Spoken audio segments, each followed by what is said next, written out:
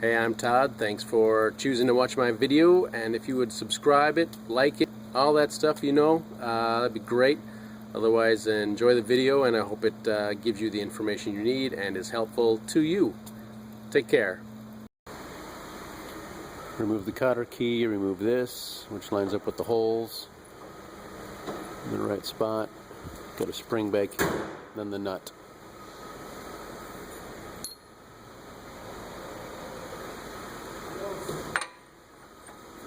Using a 32mm axle nut socket.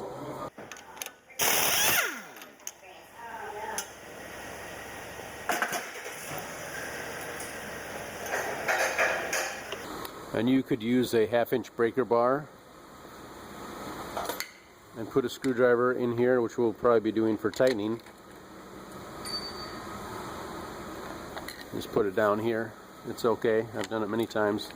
Screwdriver in there, it'll lock it in place, and then you can break the nut loose. We'll probably take the caliper off and support it with a bungee cord up on the spring somewhere. So that is next.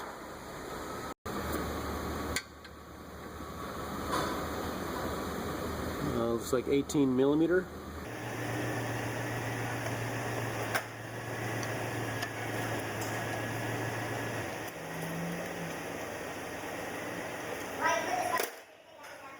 You can certainly turn the wheel a little bit to make it easier on yourself.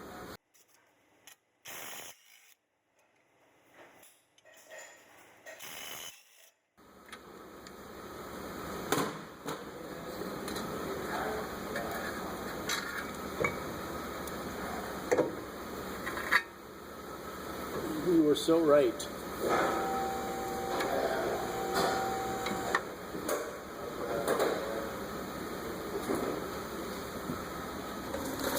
Got the caliper supported, and we'll take the rotor off. Got a rubber mallet or something, you can tap it off here if it doesn't want to just slide off. Rust in the rust belt can be a problem, I certainly know that. Probably a 15mm pinch bolt here then, and maybe and a nut on the back side there, maybe 17 or 18. Maybe use a chisel or something. We can maybe expand this hole once the bolt's out, make it a little easier to get the ball joint out.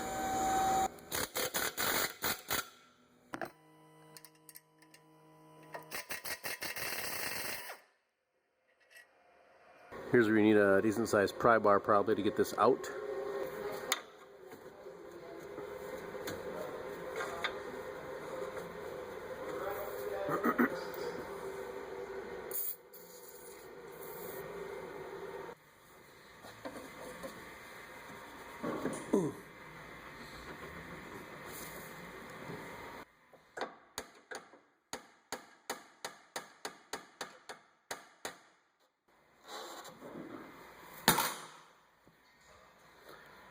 Pry bar set up, just giving it some pulling and a little tapping on there, comes free. There we are. Spray some penetrant on here too, maybe put the nut on here if you want to pound on this. You don't want to damage the threads on this. So you can maybe use a air hammer on with a pointy tip on there. The flat one would probably be bad as well, so, but you can put your nut on here.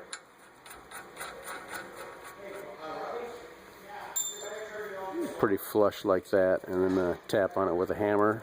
You might have some luck.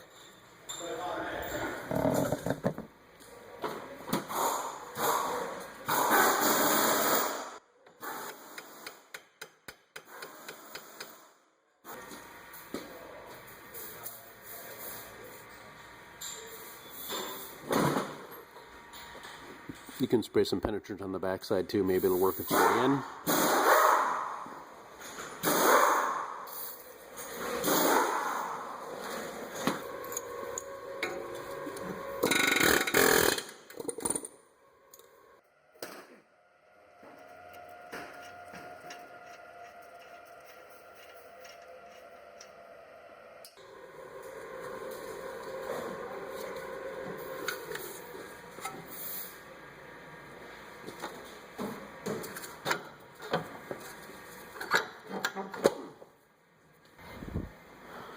I'm not sure how much fluid, if any, is going to come out of here. I did drain it here with a 10mm Allen wrench. There's the drain hole right here, and the fill hole right up there.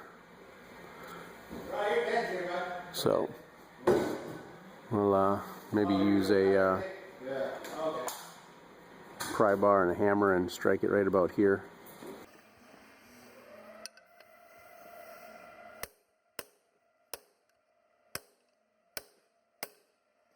A little fluid coming out.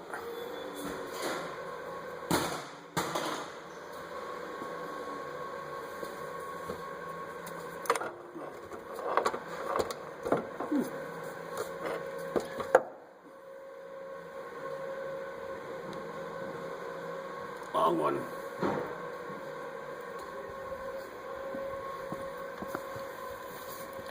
This is the passenger side. Driver's side is basically the same.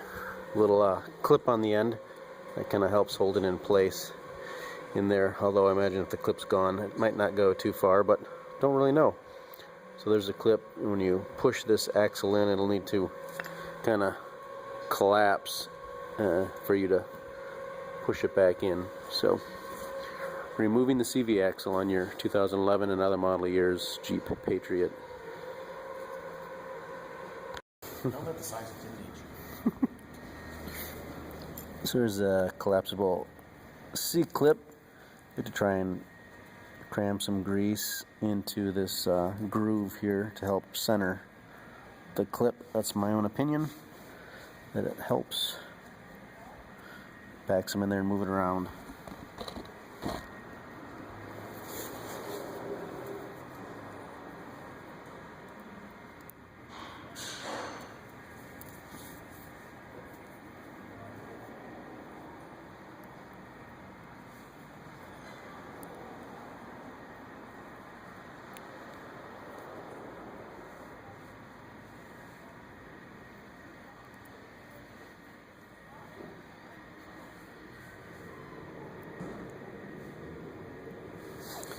And hopefully it'll help keep that ring as centered as possible, so when we push this into the transmission and try and hopefully it'll make it easier to collapse and snap into place.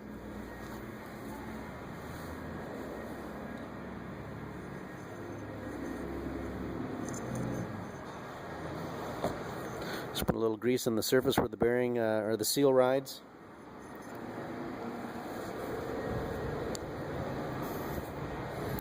We'll see about lining up the hole and pushing it in.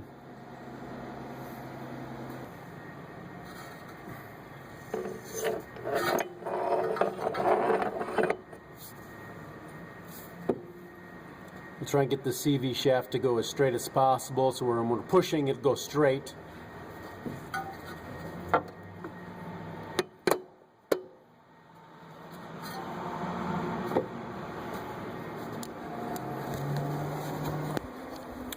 And it went in pretty nice. Held this off to the side with my shoulder arm and pushed it in with this. Just gave it a few pushes and seemed to snap into place. Whew, looks good. And we'll put it back together, basically reverse procedure to install. And we'll see how that goes.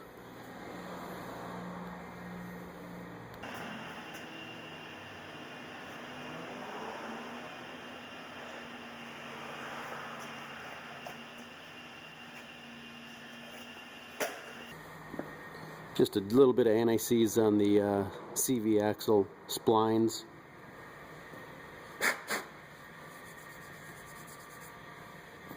If you have a brush, you can maybe brush that out a little bit.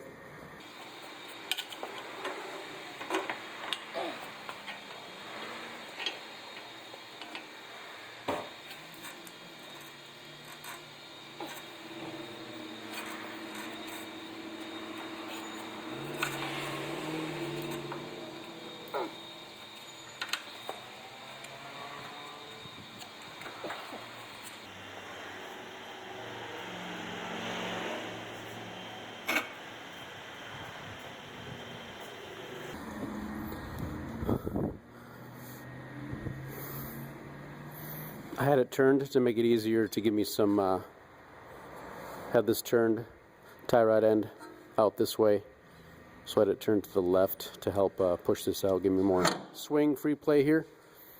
Now I've turned it back the other way, and hopefully it'll make it easier to get the bolt right in the hole there.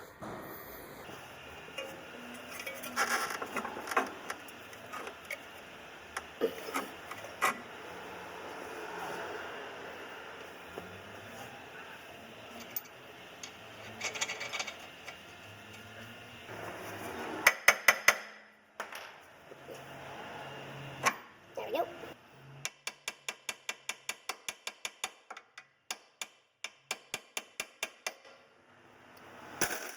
Taking a peek in the hole till it looks like the bolt will go through. And if you're in a rusty state, I would put a little bit of anti-seize on these bolts and nuts.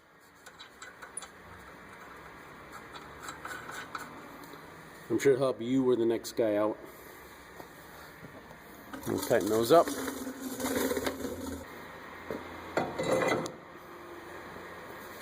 Turn the wheel again.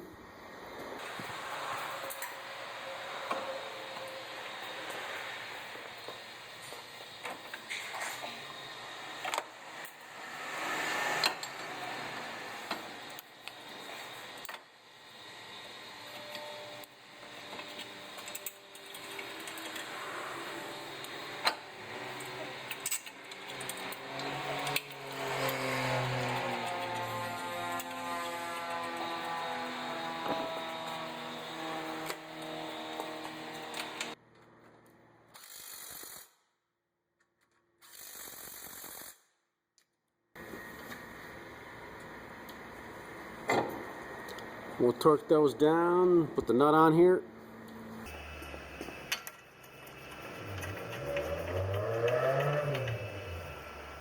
And we'll torque that down as well. Alright, we got a screwdriver stuck in the vanes, so you can do it by yourself. Got a torque wrench, 180 foot-pounds.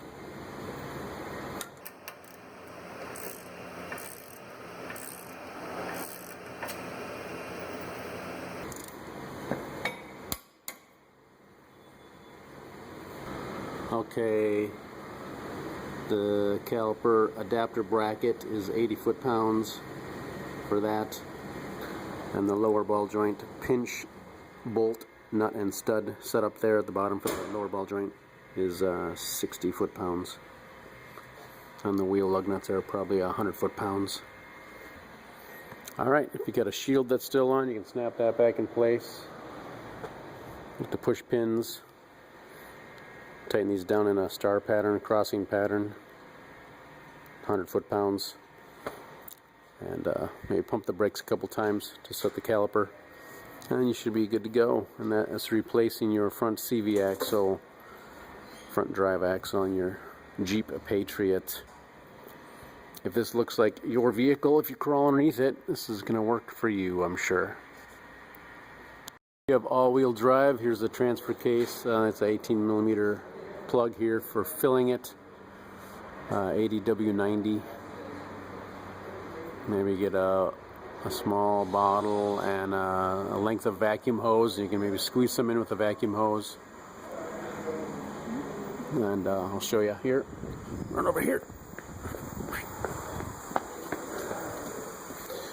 Get a setup like this, similar. Little thing you can squeeze the fluid in that way. Again, AWD is the fluid that the Jeep's taken there if you have all-wheel drive. Otherwise you may need to check and top off the transmission fluid if it's just front-wheel drive with a different type of fluid, not AWD. Put a little spring back on there. Put this on, line up the holes. Turn it till you can see the holes lined up. There's got to be a pretty good one, probably. That's pretty good, I think. So push this on and put our cutter key back in. And straighten it out as much as possible. And put it back in. Put it back in and bend it the way you found it.